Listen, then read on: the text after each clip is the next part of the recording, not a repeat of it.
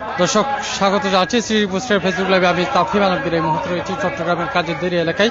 এখানে চট্টগ্রাম ৯ আসনের জামায়াত মনোনীত প্রার্থী ডাক্তার এ কে এম ফজলুল হক তার একটি গণসংযোগ চলছে। আমরা যদি সেটি একটি দেখানোর চেষ্টা করছি, এখানে যেই ডাক্তার এ কে এম ফজলুল হক তিনি রয়েছেন এবং তার যে সমর্থকরা এবং একই সাথে ছাত্র শিবির থেকে জামায়াতের বেশ কিছু সমর্থকরা এখানে তার সাথে আছেন। গণসংযোগটি কিছুক্ষণ আগে এখানে যেই কাজীরদেরি এলাকার যেই সবজির বাজারটি রয়েছে তার ঠিক পাশেই একটি জানাজা অনুষ্ঠিত হয়েছিল এবং সেখানে তিনি জানাজার শেষে উপস্থিত হয়েছেন, দোয়া মোনাজাতে উপস্থিত হয়েছিলেন। তারপর থেকে তিনি এই গণসংযোগটি শুরু করেছেন এবং কিছুক্ষণ আগেও কিন্তু তিনি কয়েকটি প্রোগ্রাম শেষ করে এখন এখানে এসেছেন। অবশ্য একেবারেই খুবই ব্যস্ততার সময় কাটাচ্ছেন প্রার্থীরা চট্টগ্রাম জুড়ে। আমরা এর আগেও দেখিয়েছিলাম যে চট্টগ্রাম ৯ আসনে যে মনোনীত প্রার্থী ধানের শীষ প্রতীকের মনোনীত প্রার্থী আবু সুফিয়ান তার গণসংযোগ, এবং এই পর্যায়ে ডাক্তার এ কে এম ফজলুল তার গণসংযোগটিও শুরু হয়েছে কিছুক্ষণ আগেই। মূলত চট্টগ্রামের এই ৯ আসনটি নিয়ে যে আসলে বেশ ভালোই তুরজুর দেখা যাচ্ছে প্রার্থীদের মধ্যে, আমরা সেটি দেখানোর চেষ্টা করছি। এখানে যে প্রার্থীরা আছেন তারা তাদের নিজেদের মতো করে প্রচারণা চালাচ্ছেন, তাদের যে বার্তা সেই বার্তা পৌঁছে দেওয়ার চেষ্টা করছেন এবং তাদের হাতে লিফলেট নিয়ে তিনি প্রত্যেকের নিকট প্রতিটি লিফলেটগুলো তিনি বিতরণ করছেন যে সকল প্রার্থীরা আছেন, ভোটাররা আছেন ভোটারদের কাছে।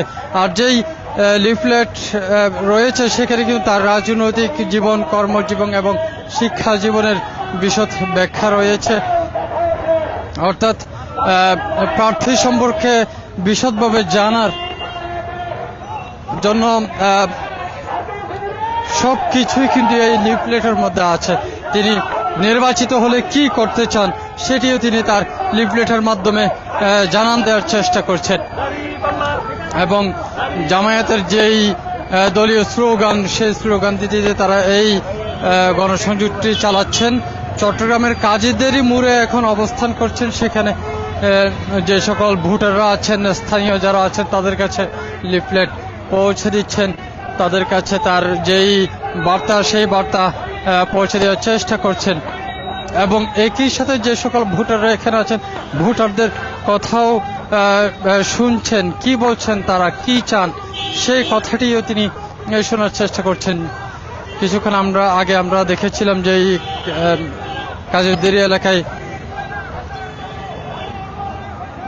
যে কাঁচা বাজারটি রয়েছে ঠিক তার পাশেই তিনি এই গণসংযোগটি শুরু করেন। সেখানে যে ভোটাররা আছেন তাদের সাথে কথা বলেছিলেন তিনি। এবার তিনি কাজীর বাড়ির দিকে তিনি যাচ্ছেন, সেখানে তিনি এই গণসংযোগটি পরিচালনা করে একেবারে পুরো কাজীরদেরি এলাকায় তিনি এই গণসংযোগটি চালাবেন, তার লিফলেট বিতরণ করবেন এবং তার যেই বার্তা সেই বার্তাটিও তিনি দেওয়ার চেষ্টা করবেন।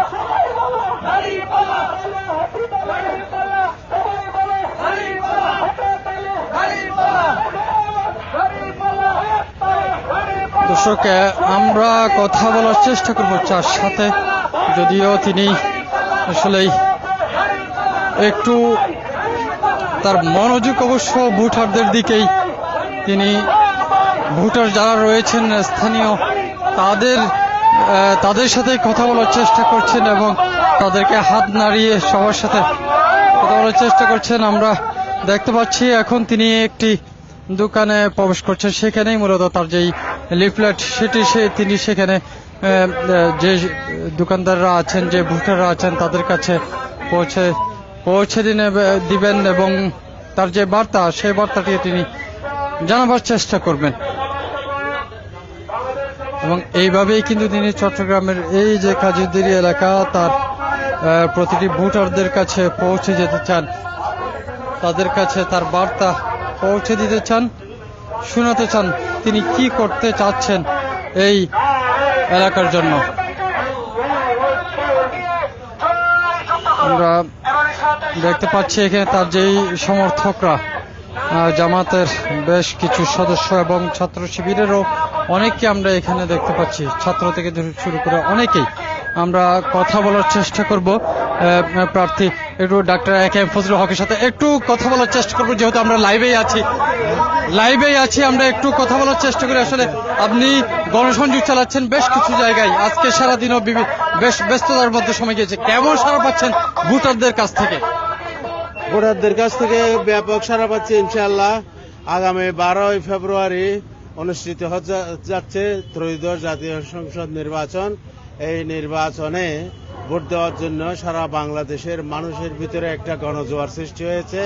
বিশেষ করে এদেশের মানুষ বাংলাদেশ জামাত ইসলামের নেতৃত্বে বাংলাদেশের বড় বড় ইসলামী দলগুলি এবং দেশপ্রেমিক দলগুলির সমন্বয়ে যে 11 দলীয় ঐক্য জোট হয়েছে, এই জোটের মাধ্যমে আগামীর বাংলাদেশ বিনির্মাণের জন্য বাংলাদেশের মানুষ রায় দেওয়ার জন্য রেডি হয়ে গেছে। ইনশাআল্লাহ আগামী 12 তারিখ ভোট বিপ্লব হবে এবং বাংলাদেশ বিশ্বের দরবারে একটি ন্যায় ও ইনসাফ ভিত্তিক, জবাবদিহিমূলক এবং দুর্নীতিমুক্ত, স্বজনপ্রীতি এবং পেশিশক্তি মুক্ত একটা শান্তিপূর্ণ, বৈষম্যহীন, শোষণমুক্ত বাংলাদেশ গড়ার জন্য বাংলাদেশের মানুষ ঐক্যবদ্ধ। হ্যাঁ, লেভেল প্লেইং ফিল্ড নিয়ে কিছুটা অভিযোগ তো আছে। সেটা কেউ নির্বাচনী আচরণবিধি ফলো করতেছে না তো, এবং হচ্ছে আমাদের যারা কালকেও তো চট্টগ্রাম 10-এর ওখানে আমাদের প্রার্থী শামসুজ্জামান হালালির মিছিলে ওইয়াতে আক্রমণ করছে, 7-8 জন আহত হয়েছে। এর আগেও আমাদের যারা মহিলা প্রচার কার্য চালাচ্ছিল তাদের উপরও আক্রমণ হয়েছে এবং সারা দেশেই এটা আপনারা নিশ্চয়ই দেখতেছেন যে আমাদের প্রচারণার উপরে আঘাত হানতেছে। ঢাকা 8-এও নাসিরউদ্দিন পাটোয়ারির কে তো ডিম হামলা করছে, এর আগে তো শহীদ উসমান হাদিকে তো গুলি করে হত্যা করা হয়েছে। তো সেজন্য এটা তো লেভেল প্লেইং ফিল্ড বলা যায় না। তো সেজন্য আমরা অন্তর্বর্তীকালীন সরকার এবং নির্বাচন কমিশন সহ প্রশাসনকে আহ্বান জানাবো, যাতে করে যারা অপরাধী আছে এবং আগে যে অস্ত্র লুট হয়েছে এই অস্ত্র উদ্ধার অভিযান এবং দাগী সন্ত্রাসী আসামিদেরকে লিস্ট করে যাতে তাদেরকে অ্যারেস্ট করে, এবং এখন যারা হামলা করতেছে রিসেন্টলি এদেরকে খুঁজে বের করে যদি দৃষ্টান্তমূলক শাস্তি দেওয়া হয় তাহলে আর এটা হবে না। কিন্তু আমাদের কালচার তো সেটা না। এই যে খুন করতেছে সেগুলোর পর্যন্ত বিচার হচ্ছে না দৃশ্যমান কোনো। আপনারা জানেন যে প্রায় 100-200 নিজেদের দলের কর্মীদের ভিতরেও মানে হামলা হয়েছে এবং খুন হয়েছে। তো তাদের কোনো খুনের বিচার তো আমরা প্রকাশ্যমান দেখতেছি না। তো এই জন্য প্রত্যেকটা খুনের যদি বিচার হতো তাহলে এভাবে আর সাহস করতো না, বরং আরো তাদেরকে দলীয়ভাবে এবং অন্যভাবে ইন্ধন দেওয়া হচ্ছে বলেই নিশ্চয়ই নেপথ্যে আরো সাপোর্ট আছে, নইলে তো এভাবে হতো না। তো সেজন্য আমরা প্রয়োজনীয় লেভেল ফিল্ড যাতে প্রশাসন এবং নির্বাচন কমিশন এটা এনশিওর করে, সেজন্য দাবি জানাই। দর্শক, কথা বলছিলাম চট্টগ্রাম 9 আসনের জামায়াত মনোনীত যে প্রার্থী ডাক্তার একেএম ফজলুল হক, তার সাথে তিনি বলছিলেন যে আসলে সামনে যে 12 ফেব্রুয়ারি যে নির্বাচন দিন সেদিন একটি ভোট বিপ্লব হবে বলে তিনি আশা ব্যক্ত করছেন এবং একই সাথে তার বেশ কিছু অভিযোগ রয়েছে যে বেশ কিছু জায়গায় তাদেরকে নারী হেনস্থা থেকে শুরু করে তাদের যে সদস্য তাদের উপর আঘাতে, তাদের উপর হামলার বেশ কিছু অভিযোগ তারা পেয়েছেন, যেটি আচরণবিধির একেবারে লঙ্ঘন। তো সেটি আইন শৃঙ্খলা বাহিনী গুরুত্বের সাথে দেখবেন বলে তিনি আশা প্রকাশ করছেন। চট্টগ্রামের এই যে কাজুদ্দিন, সেখানে আসর নামাজের পর থেকে তিনি ভোট পৌঁছানো শুরু করেছেন এবং বেশ কিছু সময় ধরে কিন্তু এটি চলমান থাকবেন। এই ছিল আমার কাছে সর্বশেষ কাজুদ্দিন থেকে এতক্ষণ পর্যন্ত সাথে ছিলাম আমি তাফিম আলমগীর, সিটিজি পোস্ট।